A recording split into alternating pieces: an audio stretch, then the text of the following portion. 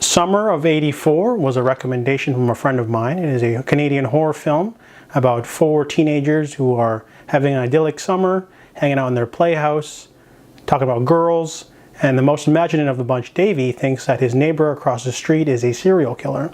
However, his neighbor, Mr. Mackey, is also a police officer. So no one believes him, so they spend the first hour sort of staking out Mr. Mackey.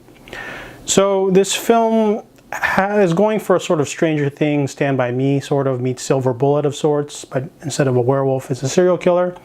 And the movie does have good acting. I like the acting from the kids, from the adults. They all do a good job. However, the movie lacks suspense. The most suspenseful scene in the movie for me was when they get pulled over after borrowing the one guy's mom's car. And the rest of the sequences aren't very suspenseful, from like digging up a guy's garden to trying to break in. Not enough suspense, really. The first half of the movie is really boring, and the second half picks up and has a really memorable ending. However, the movie is sort of uneven all over the place. There's not enough characterization for the friends.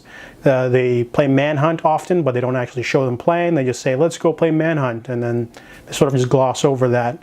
So I guess the movie sort of is trying to go for nostalgia, but it really doesn't. And it has a basic theme of like, anyone could be anyone, you know.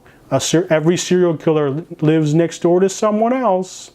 And overall, it's a fine movie, like, but I can't give it a good rating just because it's Canadian, like me. So I give Summer of '84 a 6 out of 10.